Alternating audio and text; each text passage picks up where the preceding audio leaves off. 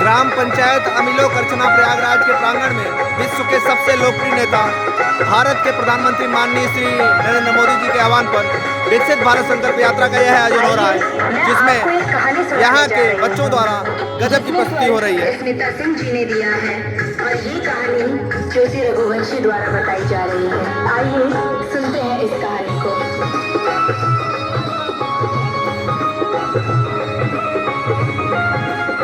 Block के समस्त अधिकारी सहित पूरी टीम, यहाँ के ग्राम प्रधान जी विनोद कुमार तिवारी जी सहित पूरी टीम, ग्राम प्रधान कबरा प्रतिनिधि सहित पूरी टीम, मैं डॉक्टर कुलभूषण सिंह पटेल इसमें शामिल हूँ। चिड़िया ने उसे निकालने की अपनी ओर से बहुत कोशिश की, लेकिन वह सफल नहीं हो सकी। चिड़िया बढ़ई के पास गई और उससे खूंटे में फंसी दाल बाहर निकालने को कहा। बढ़ई कुछ और काम कर रहा था, इसीलिए उसने ध्यान नहीं दिया। चिड़िया ने उससे बहुत मिन्नत की और उससे कहा, बढ़ई बढ़ई खूंटा चीरा, खूंटा में मर दाल बा, खाऊं का पीऊं काले के परदेस जाऊं। बढ़ई ने उसकी एक ना सुनी और उसे धिक्कार कर भगा दिया। फिर वह राजा के पास गई। चिड़िया ने राजा से गुहार लगाई, राजा ऐसे बढ़ई को दंड दो जो मुझ जरूरतमंद की बात नहीं सुनता। राजा राजा बढ़ई दंडो, बढ़ई ना खूंटा चीरे, खूंटा में मुर दाल बा, खाऊं का पीऊं काले के परदेस जाऊं। राजा के पास कहाँ इतनी फुर्सत थी कि नन्ही चिड़िया की बात सब काम छोड़कर सुनता। जब उसने भी विनती पर कोई ध्यान नहीं दिया तो वह रानी के पास गई और रानी से बोली, हे रानी, तुम अन्याय राजा का साथ छोड़ दो।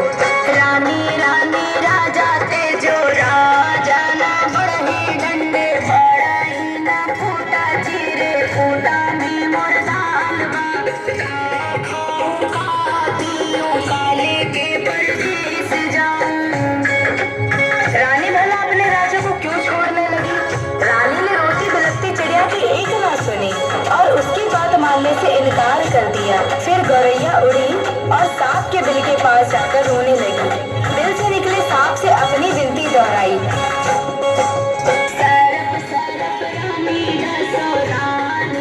राजा छोड़े, राजा ना बढ़ई डंडे, बढ़ई ना खूंटा चीरे, खूंटा में मुर दाल बा, खाऊं का पीऊं काले के परदेस जाऊं। उसने अपनी राम कहानी सुनाकर विषैले सांप से कहा कि तुम जाकर उस रानी को डसो जो गरीब की गुहार नहीं सुनती, जो रानी सब कुछ जानकर भी हमें राजा से न्याय नहीं दिला सकी और न ही राजा को छोड़ सकी। तुम जाकर उसे क्यों नहीं डस लेते? सांप ने भी उसमें अपनी असमर्थता जताई। तब भागी भागी गौरैया जंगल में जा पहुंची और उसने बांस से विनती की, तुम लाठी बनकर सांप को मारो।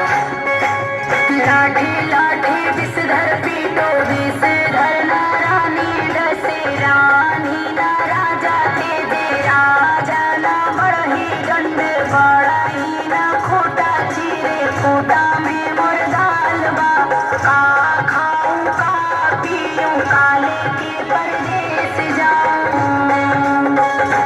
बांस की लाठी भी भला उस नन्ही गौरैया के लिए उस सांप से क्यों बैर मोल लेती? उसने भी इनकार किया तो गौरैया गुस्से से भर उठी और उड़कर भर भूजी के यहाँ बबक रही आग के पास जा पहुंची और उसे ललकारा, हे आग, तुम सारे जंगल को जलाकर राख कर दो। जिसमें वह बांस की पेड़ है, जिसकी लाठी गरीब और बेसहारा के लिए नहीं उठती, कोई मुझे मेरा हक नहीं दिलाता। आग ने जब सारी बात विस्तार से जाननी चाहिए तो गौरैया ने अपनी राम कहानी उसके आगे भी सुना दी। आग आग जंगल जारो, जंगल ला लाठी पटवे, लाठी ना विषधर मारे, विषधर ना रानी डसे, रानी ना राजा तेजे, राजा ना बढ़ई डंडे, बढ़ई ना खूंटा चीरे, खूंटा में मुर दाल बा, खाऊं का पीऊं काले के परदेस जाऊं। फिर आग ने इतनी छोटी सी बात के लिए गौरैया की बात मानकर बुरे जंगल को जलाना ठीक नहीं समझा।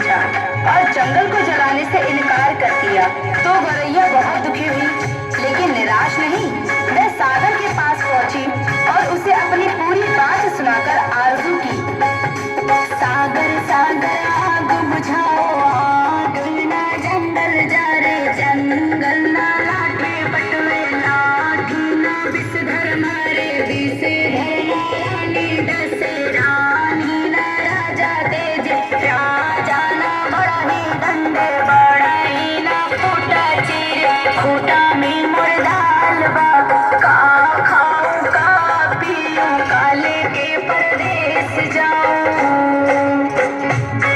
विशाल सागर भला गौरैया की इस गुहार को क्यों सुनता। मैं अपनी मस्ती में हंसता हुआ गुजरता रहा।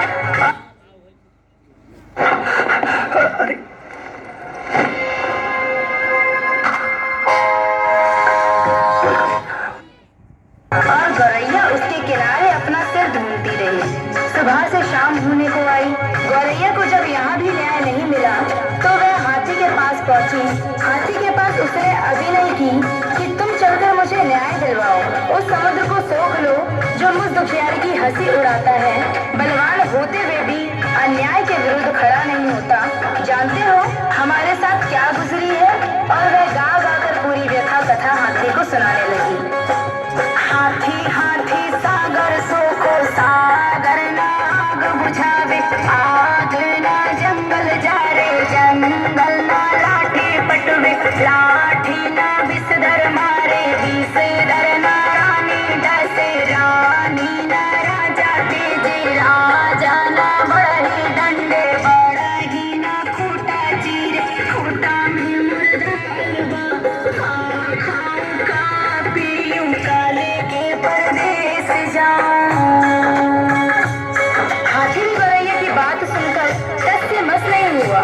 उसने भी उसका साथ नहीं दिया और उसकी बातों को हवा में उड़ाता हुआ अपने लंबे लंबे सूप जैसे कान हिलाते मस्ती में आगे निकल गया। अब नन्ही गौरैया का धीरज टूटने लगा। वह थककर चूर हो गई थी। जहाँ की तहाँ बैठी लाचार सी होकर आंसू बहाने लगी। सारी दुनिया उसे अंधेरी दिखाई देने लगी। किस किस से उसने अपनी कहानी नहीं सुनाई लेकिन किसी ने उसकी मदद नहीं की। बेसहारा लाचार की करुण पुकार पर कोई ध्यान नहीं देता। तभी उसके पैरों के पास एक नन्ही सी चींटी आकर उसका हाल पूछने लगी।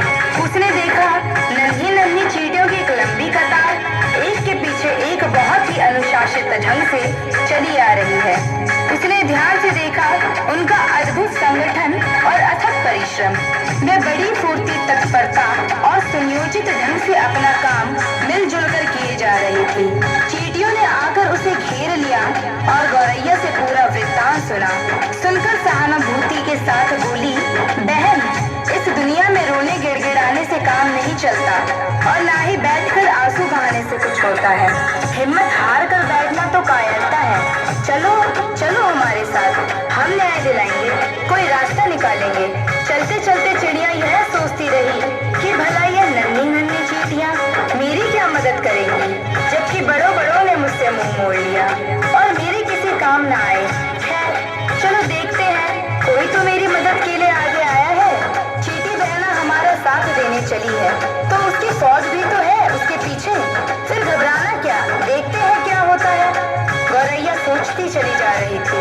तभी चींटियों ने उससे कहा कि तुम किसी पास के डाल पर थोड़ी देर बैठ जाओ और देखो मैं क्या करती हूँ।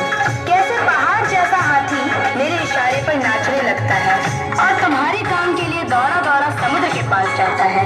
हिम्मत हारने से कुछ नहीं होता, मिलजुल कर जुगत लगाने से ही समस्याओं के समाधान का रास्ता निकलता है। गौरैया फिर से पास के पेड़ के डाल पर जा बैठी और चकित होकर चींटियों की असंभव सी लगने वाली बातों को कारगरों से अपनी आंखों के सामने देखती रही। चींटी धीरे धीरे हाथी के पैर से सरककर उसके कान तक जा पहुंची। हाथी अपने सूप जैसे कान हिलाता सूंड से अपने माथे पर फूंक मारता ही रह गया और चींटी उसके कान में घुसकर उसे तंग करने लगी और उसे समझाने लगी, बड़े बड़े बलवान यदि अपने बल अहंकार में चूर होकर दीनहीन छोटों की सहायता ना करें तो उन्हें भी भान होना चाहिए कि काम पड़ने पर छोटे भी यदि अपनी आन बान के लिए अड़ जाए तो बड़ों बड़ों के लिए संकट पैदा कर सकते हैं। अभी तो मैं अकेले आई हूँ किंतु मेरे पीछे असंख्य चींटियों की लंबी कतार चली आ रही है। कहीं सबने एक साथ चढ़ाई कर दी तो लेने के देने पड़ जाएंगे। अपने प्राण संकट में क्यों डालते हो। मेरी नेक सलाह यही है कि तुम सीधी तरह चलकर गौरैया का काम करो, नहीं तो आगे समझ लो मरता क्या ना करता। हाथी झुंझुलाहट और घबराहट में चींटी की बात मानने को लाचार हो गया। वह यह कहते हुए गौरैया के काम के लिए सागर को सोखने को तैयार हो गया।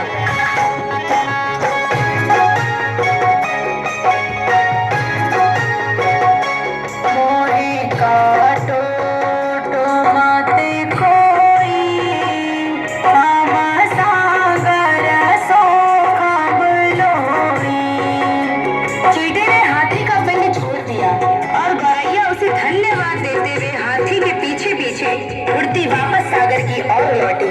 हाथी जैसे ही सागर के पास उसे सूंघने के इरादे से पहुंचा, सागर हाथ जोड़कर बोला, मोही सो को मत कोई, हम आग बुझाई बलोई। सागर जब अपने तटों की सीमा छोड़कर आग बुझाने के लिए उमड़ा